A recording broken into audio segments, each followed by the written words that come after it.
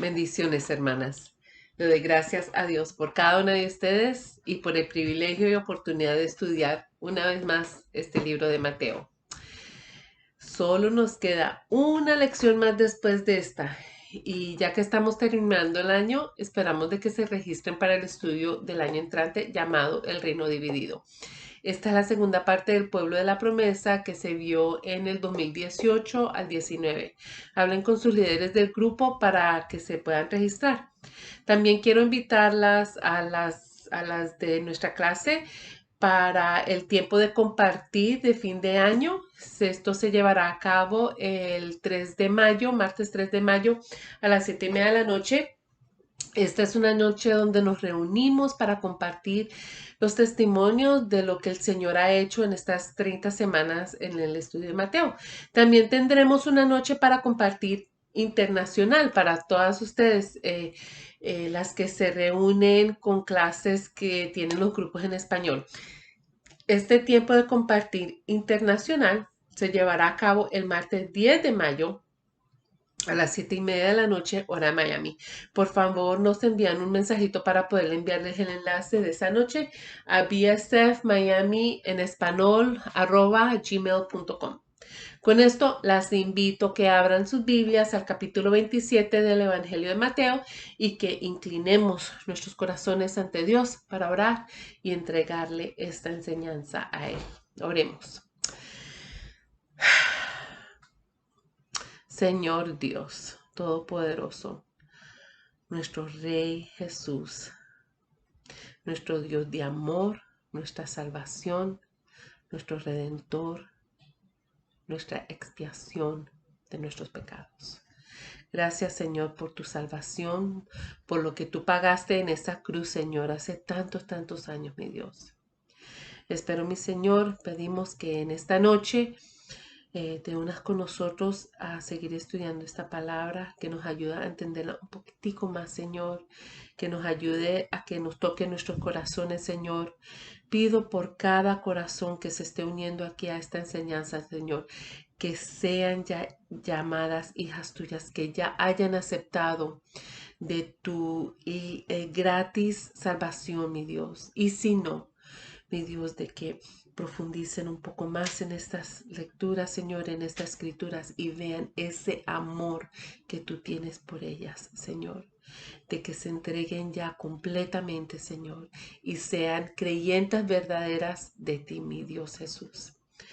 Todo esto, mi Dios, pido, mi Señor, que me quites del medio, Señor, y que sean tus palabras las que salgan de mi boca, Señor, a nuestros corazones. Esto, Señor, lo pido en el nombre de nuestro Señor Jesucristo amado. Amén. Bueno, las cruces cristianas se usan ampliamente en las iglesias, sea en la parte superior de los edificios, del mismo edificio de la iglesia o en el altar, también en Biblias o en la heráldica y escudos, también se ve en joyas personales y en las cimas de colinas y en otros lugares como declaración o símbolo del cristianismo.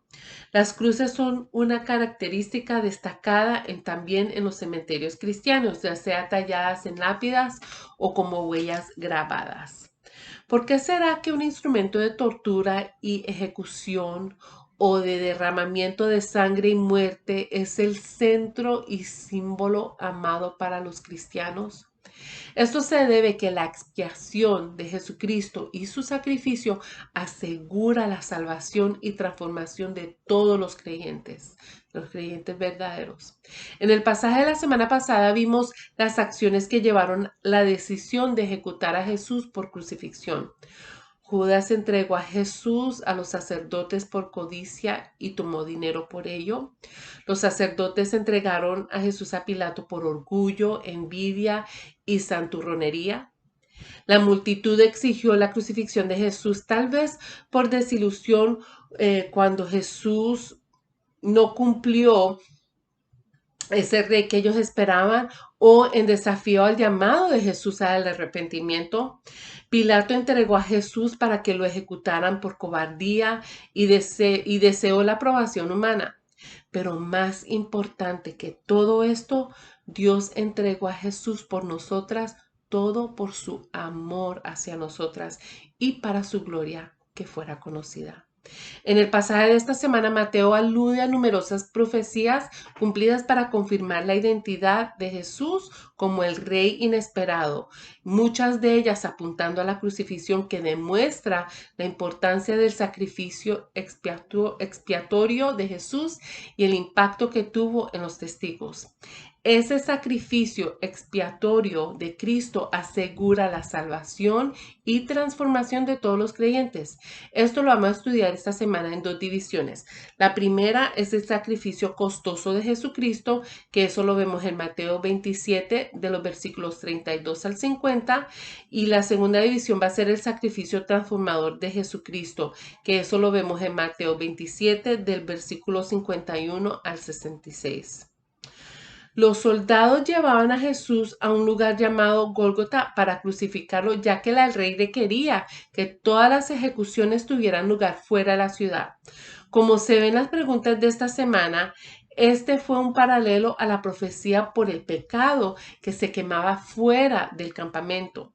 La ofrenda de un animal llevaba simbólicamente la condenación que el ser humano pecador merecía, que era ser echado afuera del campamento.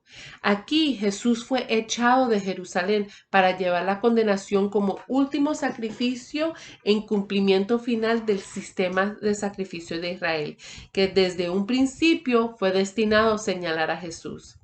Jesús calculó ese costo de ser echado afuera para que nosotras podamos ser llevadas a la presencia de Dios. ¿Qué fue ese costo y por qué sería que él le había pedido a su padre que si era posible no beber de ese trago amargo que sabía que venía? Acordemos que cuando él empezó su ministerio hacia 3 años atrás, que eso lo vimos en Mateo 4, él fue tentado por Satanás y ahora en estos versículos que cuentan de sus últimos momentos de vida, vimos que fue traicionado, abandonado, acusado falsamente, sujeto de burla, abusado y encima de todo eso, azotado físicamente, golpeado, flagelado repetidamente. Todo esto antes de ser clavado a la cruz.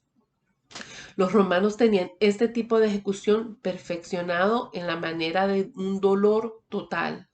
El instrumento habitual de flagelación era un látigo con pequeñas bolas de hierro y también a veces tenían pedazos afilados de huesos atados con las cuerdas de cuero. Las bolitas esas de hierro causaban profundos moretones y esos látigos y los huesos cortaban la piel hasta a veces llegar a los músculos. Después de esa flagelación, ellos obligaban al condenado a llevar su propia cruz. Esa viga transversal pesaba entre 60 a 130 libras, que viene siendo más o menos unos 30 a 60 kilos. Sabemos por el Evangelio de Juan 19 que Jesús sí cargó esa cruz, pero los soldados, viendo que ya estaba tan torturado, ellos obligaron a Simón de Cirene a ayudar que llevara esa cruz. Hasta ahora no hay evidencia de que Simón era un seguidor de Jesús. Los evangelios de Mateo, Marcos y Lucas dejan en claro que Simón sí se vio obligado a llevar la cruz de Jesús. Algunos comentaristas han sugerido que después que Simón cargó la cruz y por haber estado presente en la crucifixión, Simón se hizo cristiano. Como dice nuestra hermana Denise, nada se pierde en la economía de Dios. Sabemos que la salvación nos la da Dios gratuitamente. No hay nada que podamos hacer para comprarlo o ganarlo. Recibimos este don en fe por lo que Jesús hizo en la cruz, pero nuestra salvación sí fue costosa para Jesús.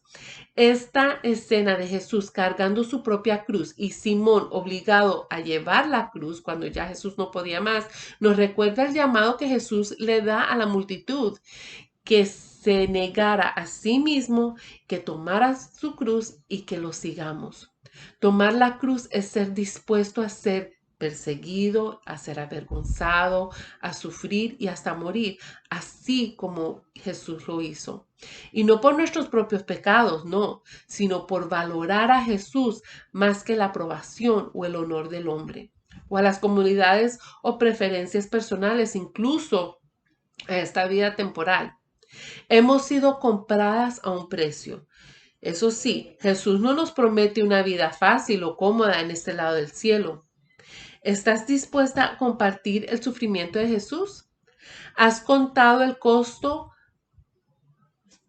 Jesús sí contó ese costo cuando fue a la cruz por nosotras. En el versículo 34, los soldados le ofrecen a Jesús vino mezclado con miel, que es un sedante amargo. Esto no fue un acto de misericordia, pero más bien como burla o tormento, o quizás para minimizar la resistencia de Jesús a la crucifixión, aunque en realidad no hay ningún relato que apuntara a esa resistencia.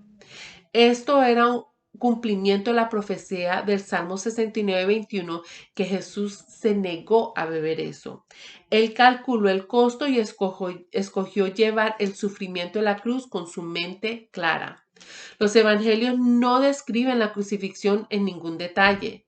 La crucifixión era conocida por los lectores originales de esas escrituras que habían presenciado personalmente tales ejecuciones. El énfasis de Mateo está en los testigos y sus respuestas al evento y los hechos claves que demostraban el cumplimiento de la profecía. Hoy en día, donde la crucifixión ya no es una forma común de ejecución, sabemos que la crucifixión sí fue una manera inmensamente dolorosa de morir. ¿Y cómo era? Clavos martillados a través de las muñecas y los pies, extremidades dislocadas, deshidratación extrema, dificultad para respirar por el mismo peso del cuerpo que colgaba. No solo que la crucifixión era dolorosa, pero también era una forma vergonzosa de morir. Esta ejecución era ante un público sediente a la sangre. Jesús sufrió todo esto pagando nuestra cuenta. Así que cuando reflexionamos sobre la manera en que Jesús murió por nosotras, también debemos de reflexionar sobre el alcance del amor por nosotras. Jesús sí contó el costo. Mientras Jesús sufre desprecio, vemos en los versículos 35 y 36 que después que los soldados lo habían clavado a la cruz, dividieron su ropa echando suertes y se sentaron para vigilar su muerte. Esto fue en cumplimiento del Salmo 22, versículo 18, que dice que se reparten entre ellos mis vestidos y sobre mi ropa echan suertes. Cuando Adán y Eva pecaron por primera vez, reconocieron su desnudez y se avergonzaron. Dios mató a un animal para hacer prendas de piel para ellos y cubrió su vergüenza. Aquí vemos que Jesús está colgado desnudo en la cruz para cargar nuestra vergüenza. Esto lo hizo a cambio para darnos sus vestiduras de justicia, para que podamos estar justos ante Dios. Jesús sí contó el costo. El versículo 37 nos dice que encima de su cabeza pusieron por escrito la causa de su condena. Este Jesús es el rey de los judíos. El Evangelio de Juan nos dice que Pilato había escrito este mandato al cual los sacerdotes protestaron. En una de las muchas ironías, mientras que Pilato quiso humillar tanto a Jesús como a los judíos, la acusación en realidad decía la verdad. Jesús sí es rey, el rey que protege a su pueblo. Y en la cruz Jesús nos libra de nuestra mayor amenaza, el poder y la culpa del pecado. También nos libra de nuestros mayores enemigos, que son Satanás y la muerte. Pero Jesús no es solo rey para los judíos, Él es el legítimo rey eterno sobre toda la creación. Tristemente, personas a las que Él vino a salvar y específicamente a su pueblo escogido, los judíos, exigieron su crucifixión.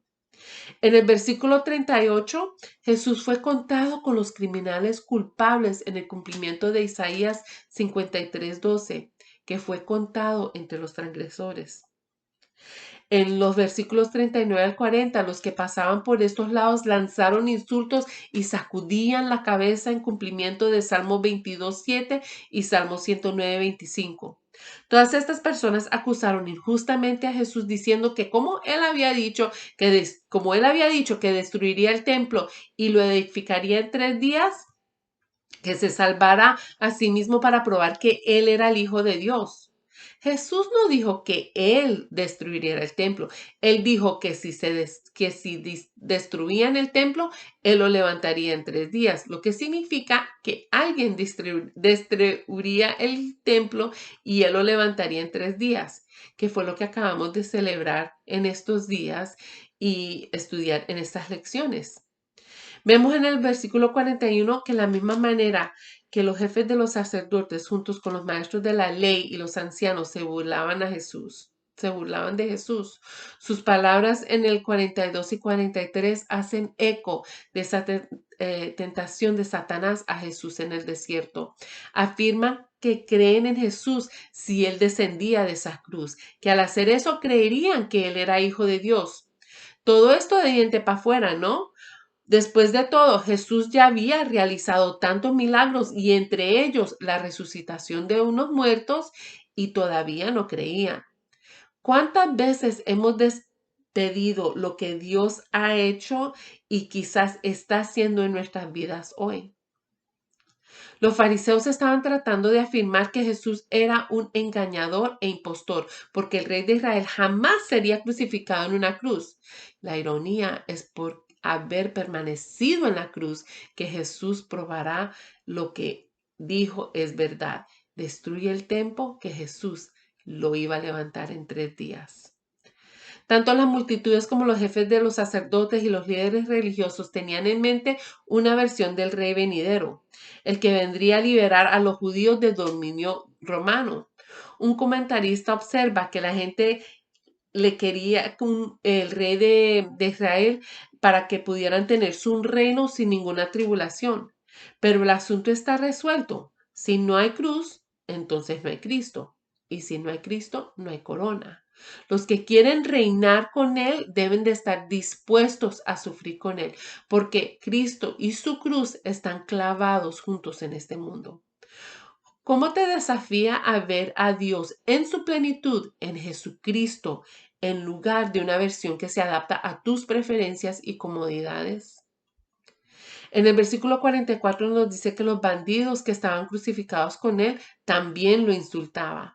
Jesús permaneció en silencio, se negó a cambiar el insulto por insulto y esperó pacientemente a que el tiempo de Dios fuera vindicado. Jesús se cubrió de desprecio por nuestro bien. ¿Cómo podemos responder de manera diferente cuando somos acusados o insultados? El versículo 45 nos dice que vemos que desde el mediodía hasta las 3 de la tarde vino la oscuridad sobre la tierra. Hubo oscuridad por 3 horas. Esto no fue un eclipse normal, ya que un eclipse normal solamente dura unos minutos. Esto también tomó lugar cerca de Pascua, que ocurre cerca de la luna llena, a lo cual no puede haber un eclipse tampoco. Así que esto solo podría haber sido oscuridad sobrenatural que vino sobre toda la tierra por el poderoso y extraordinario poder de Dios. Este es el mismo Dios que trajo las tinieblas sobre la tierra de Egipto como la novena plaga. A lo largo de las escrituras, la oscuridad representa el pecado y el juicio. Lo que vemos en el versículo 46, que es la culminación de este sacrificio de Jesús cuando grita con fuerza, Elí, Elí, lema sabactani, que significa, Dios mío, ¿por qué me has desamparado? Por primera vez, el Padre y el Hijo estaban separados. Por primera vez en lo que es la infinidad, antes y después, Dios Padre y Dios Hijo estaban separados por ti y por mí y por el amor que tenían por nosotras, que tienen por nosotras. Estas son las mismas palabras de David en el Salmo 22:1. El rey David era un tipo de Cristo, es decir, algunos aspectos del rey David apuntan a los atributos de Cristo. Y este Salmo 22 describe proféticamente el sufrimiento que perfectamente se apunta a las realidades de la crucifixión, aunque la crucifixión era desconocida en los días de David. Describe las extremidades dislocadas, un corazón que falla, sed terrible, manos y pies perforados, incluso apostando por las vestiduras de los condenados. Tan importante como la profecía de la muerte de Jesús, el final del Salmo 22 es lleno de alabanza. y todo esto lo cumplió Jesús. Aparte del cumplimiento de la profecía, hay otras razones por las que Jesús dijo eso. Primero, fue un verdadero abandono. Como había dicho hasta ahora, Jesús se dirigía al Padre como Padre o mi Padre, pero ahora Él dice, Dios mío, Dios mío. Hasta ahora Jesús también había disfrutado comunión con el Padre sin interrupción, pero al llevar nuestro pecado, su relación con un Dios santo tenía que ser aquebrantado. Dios derramó su ira sobre Jesús en lugar de nosotras y fue abandonado y condenado. Segundo, esto expresa los horrores del abandono. Las palabras ¿por qué? No indican que Jesús estaba haciendo una pregunta. Él sabía la respuesta. Él no estaba confundido acerca de la razón. Él se había quedado resueltamente en la cruz, sabiendo que esto era lo que tenía que hacer y por qué tenía que hacerlo. Jesús fue abandonado por Dios Padre para que nosotras, por fe, nunca fuéramos abandonadas. Sí. Hay veces que nos podemos sentir abandonadas, pero no es que lo estemos. Si confiamos en Jesús, Él nunca nos dejará ni nunca nos desamparará. Deje que esto sea tu consuelo siempre que estés pasando por un momento difícil o experimentando decepciones o quizás que no puedas ver el futuro y te sientas un poco ansiosa. Ten por seguro que Dios nunca te abandonará, aún en nuestro pecado, y Él está ahí trayéndonos convicción y llevándonos al arrepentimiento para poder recordar lo que Él hizo en la cruz por estos pecados. Él ya tuvo un tiempo de separación con Dios para que nosotras nunca pasemos por eso. En los versículos 47 a 49 vemos que la multitud malinterpretó el significado de lo que Jesús estaba gritando o tal vez deliberadamente torciendo las palabras de Jesús en burla. La ofrenda de una esponja llena de vino avinagrado no fue tampoco un acto de misericordia porque el vinagre no podría saciar su sed. Ellos tampoco creyeron ni por un momento que Elías vendría a rescatar a Jesús. Sin embargo, tienen razón en lo que dijeron porque Jesús fue el que vino por Elías y él liberó a Elías. Como nosotras, Elías también necesitaba un Salvador que viniera y muriera por sus pecados. Finalmente, en el versículo 50, entre las 3 y las 4 de la tarde, Jesús volvió a clamar y entregó su espíritu. Esto fue alrededor del tiempo de la ofrenda del sacrificio de la tarde y el momento cuando se sacrificaba el Cordero Pascual. Cristo, nuestro Cordero Pascual, fue sacrificado por nosotras. Debido a que Él cumplió su llamado, los evangelios muestran que Jesús murió en paz y confianza y no en angustia y desesperación. Juan 19:30 dice que Jesús, al probar el vinagre, dijo, todo se ha cumplido. En otras versiones se dice, consumado es. Y Lucas 23:46 dice que Jesús exclamó con fuerza, Padre, en tus manos encomiendo mi espíritu. Estos dos gritos de Jesús en voz alta durante sus momentos finales de su vida claman lo que él había dicho antes, que él voluntariamente dio su vida. Nadie se la quitó a él. ¿Qué aprendemos en esta división? Aprendemos que el sacrificio expiatorio de Cristo pagó la pena por los pecados de todos los creyentes. El sacrificio expiatorio de Cristo pagó la pena por los pecados de todos los creyentes. El pecado es cualquier pensamiento, palabra o acción que no reconoce a Dios por quien es Él y que no lo valora sobre todas las demás cosas o personas. El pecado de nuestra rebelión contra Dios es nuestra adoración de lo creado en lugar de adorar al Creador. El pecado suprese la verdad de Dios. Es el intercambio de su gloria por nuestros pecados. Escuchen bien, es el intercambio de su gloria por nuestros pecados. El castigo por el pecado es la separación de Dios para siempre. Es la muerte espiritual eterna, mucho más allá que la muerte física. Adán y Eva fueron creados inmortales, pero por su rebelión contra Dios, parte del juicio fue la separación física de Dios, que fue cuando fueron expulsados del jardín del Edén y cuando murieron físicamente. Pero Dios prometió que uno de la descendencia de Eva aplastará a Satanás y a través de uno de los descendientes de Abraham, todas las naciones de la tierra serán bendecidas. Dios proveyó el carnero que fue el sacrificio sustitutivo de Isaac y Dios proveyó a Jesús, quien es nuestro sacrificio sustitutivo. El apóstol Pedro dijo en su primera epístola, capítulo 2, del 21 al 25, que Jesús mismo cargó nuestros pecados en su cuerpo a la cruz para morir por ellos y para que podamos vivir para la justicia. Por sus heridas sido sanados, perdón. Entonces, ¿por qué Jesús pudo llevar nuestros pecados y pagar el castigo por ellos? Porque Él es completamente hombre y completamente Dios. Como hombre condujo perfectamente la vida justa porque el sacrificio tenía que ser perfecto y sin mancha. No tendría sentido que un pecador tomara el castigo por otro pecador porque tendría entonces que pagar sus propios pecados. Como Dios, Jesús es infinito y su muerte fue la expiación perfecta, única y suficiente para el sacrificio por una cantidad infinita de pecados.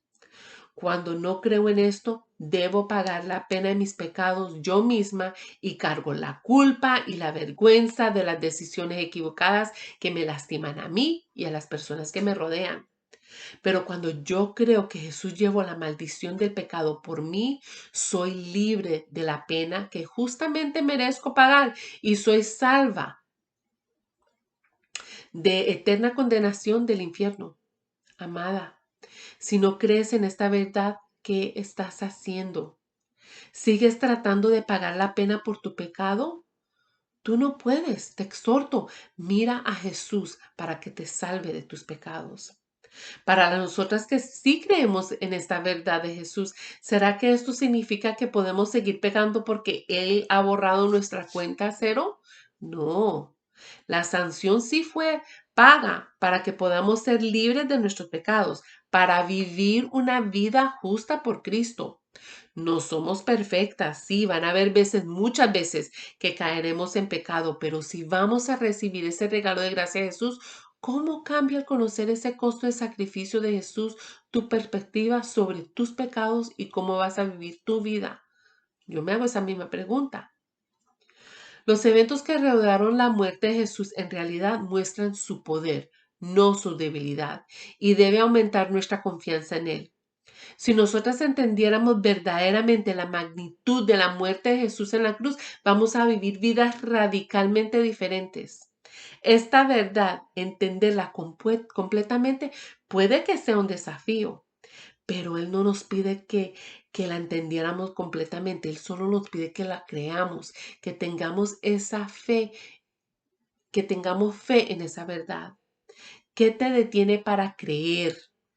Si no estás segura, pídale un folleto digital de Estoy seguro a tu líder de grupo para que te ayude a definir esta verdad que cambiaría tu vida hoy y para siempre. Bueno, entrando a la segunda división con el versículo 51 que dice que en ese momento la cortina del santuario del templo se rasgó en dos de arriba abajo. La frase de arriba abajo significa que ningún hombre estaba preparado en la parte inferior para poder rasgar la cortina. Dios mismo rasgó la cortina y esto es importante por varias razones. Una, Dios demostró su juicio sobre la religiosidad corrupta de los judíos. Dios puso fin al templo que ya no era necesario que Cristo, porque Cristo ya había pagado la única y suficiente pena del pecado. El sacrificio de los animales del pecado era de más, ya no hacía falta hacer ese sacrificio de animal. Otra razón es que la cortina estaba destinada para separar lo limpio de lo inmundo, porque Dios es santo y cualquiera que no lo fuera y entrara a esa parte del templo moriría en la presencia de Dios. En el pasado, solo el sumo sacerdote podía pasar la cortina y solo una vez al año, después de lavarse ceremonialmente y solo con la cubierta de humo de incienso para hacer la ofrenda. Ahora que Jesús ha pagado la pena y nos cubrió con su sangre y su justicia, todos los creyentes tenemos acceso sin precedentes a Dios por primera vez desde la caída de la humanidad en Génesis 3. Entonces, ¿cómo vemos y usamos nuestro privilegio de acceso al Señor? ¿Usas tu privilegio regularmente para entrar en la presencia de Dios en adoración y en oración? Podemos acercarnos a Dios sin ningún ritual, sin ningún mérito o mediador, porque gracias a Dios nada de esto es necesario. Solo Cristo es necesario. Es creer que Él recibió la justa ira del Padre por nuestros pecados. El rasgar la cortina también significa la unión de los judíos y gentiles, quitando el tabique que nos separaba y esa ley ceremonial por la cual los judíos se distinguían de todas las demás gentes. Jesús derribó ese muro para crear un solo cuerpo de dos y para reconciliar ese cuerpo con Dios a través de la cruz. Ahora, tanto los judíos como los gentiles tenemos acceso al Padre por un solo espíritu. Otras señales que vimos en los versículos 51 al 53, que fue que la tierra tembló, que las rocas se dividieron, las tumbas se abrieron, los muertos resucitaron, suenan cumplimiento como en la profecía de Ezequiel 37. El terremoto podría significar juicio sobre la horrible maldad de de los que crucificaron a Cristo, o el golpe mortal a Satanás. O puede que nos recuerde cómo tembló la tierra en el monte Sinaí cuando el Señor dio la ley a su pueblo.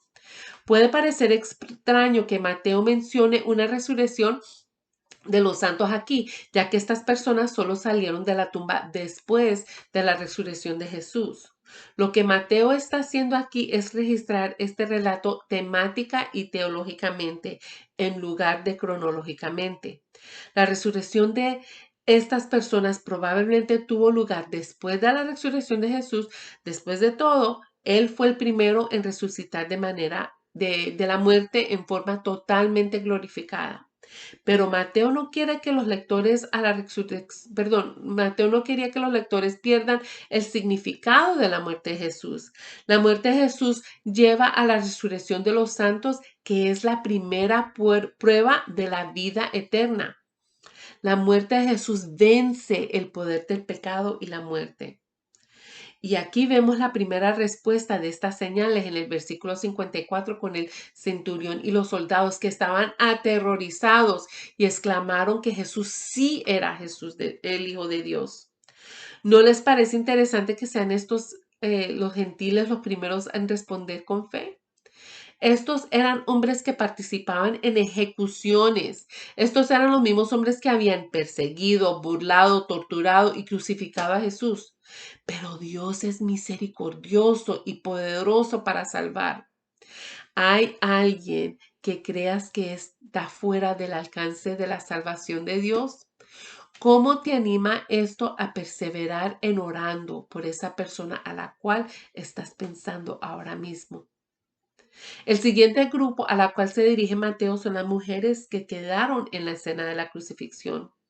De los discípulos no se dice nada aquí. Ellos habían huido cuando Jesús fue arrestado. Solo Juan fue registrado específicamente para estar presente con María. Estas mujeres no eran una amenaza política, así que podían permanecer cerca de Jesús, fieles y dedicadas a su cuidado. Estos testigos habrían testificado que Jesús realmente murió. Primero, los soldados romanos eran verdugos entrenados. Ellos sabrían muy bien de la condición de su víctima. Y segundo, estas mujeres conocían a Jesús. Era posible que su cuerpo hubiera sido intercambiado, no para ellos. Era imposible. Ya que Jesús está muerto, ¿qué pasaría con su cuerpo? Un entierro apropiado era inmensamente importante en Israel y en toda la época grecorromana. Era un último honor que los vivos rendían a los muertos, y la falta de ese honor era una desgracia final.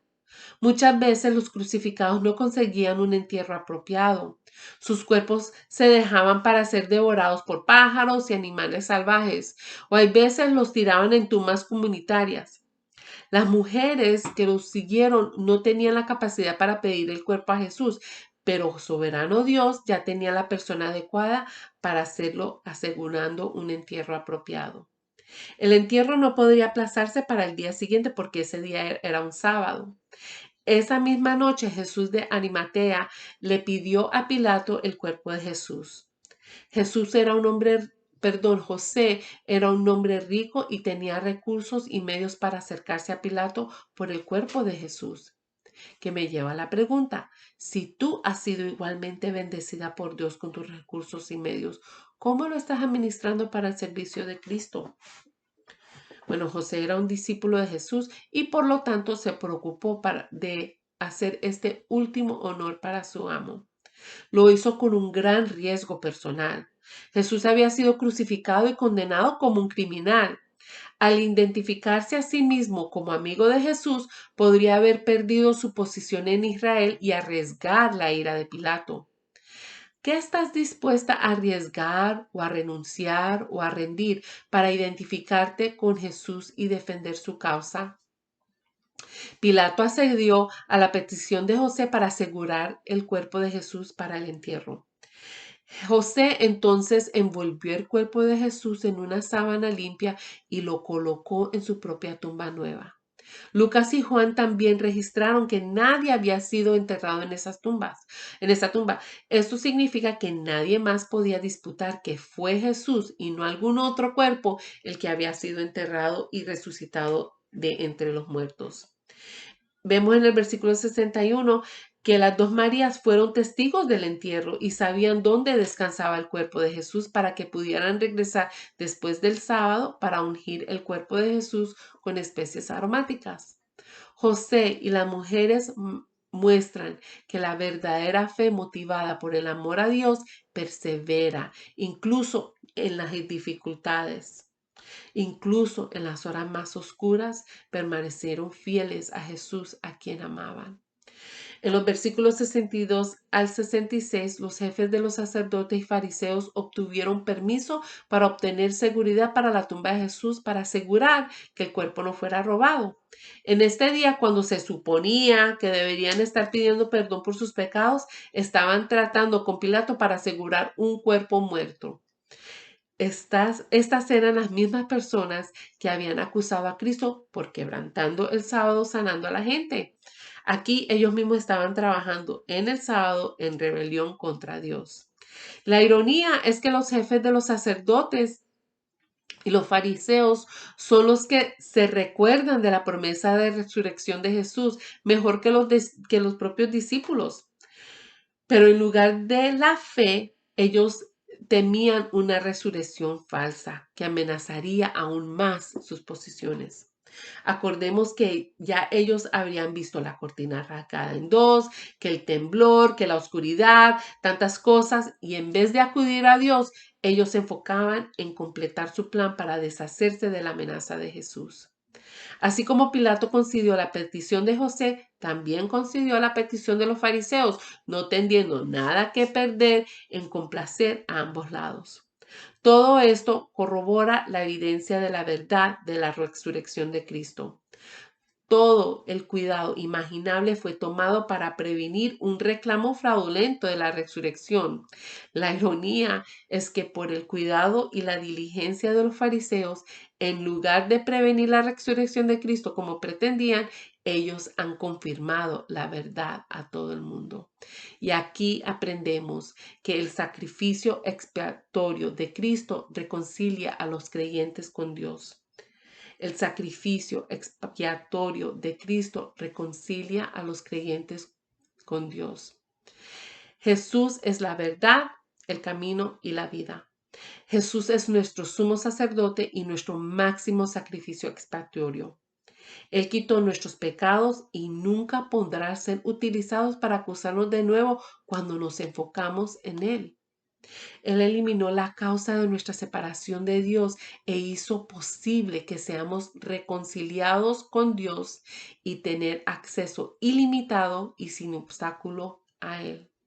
Entonces, ¿cómo vas a disfrutar y valorar esta comunión personal que tienes con Dios gracias a Jesús? ¿Cómo cambia o redefine esta relación con Dios y el propósito de tu vida? Y estando reconciliada con Dios, ¿quién quieres que también experimente esta reconciliación con nuestro Padre Celestial?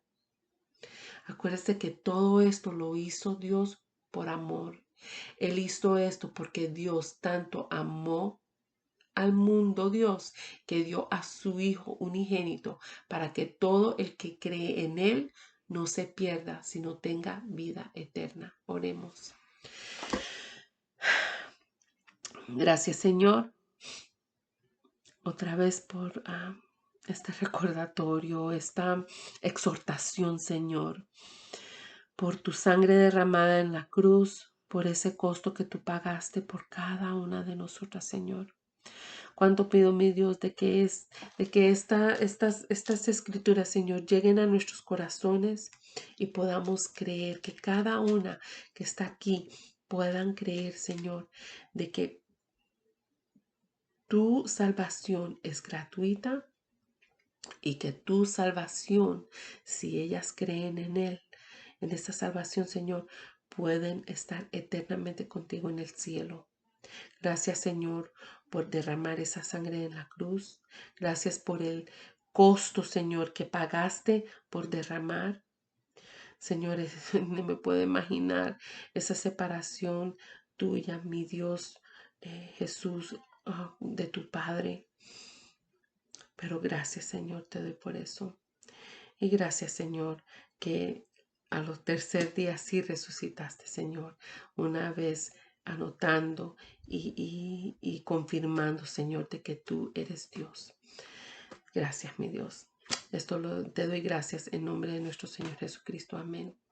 Bueno, amadas, amén. Y gracias por estar con nosotras y nos vemos, bueno, conmigo nos vemos el año entrante, si Dios quiere, o nos vemos en el tiempo de compartir en estas próximas semanas. Un besote.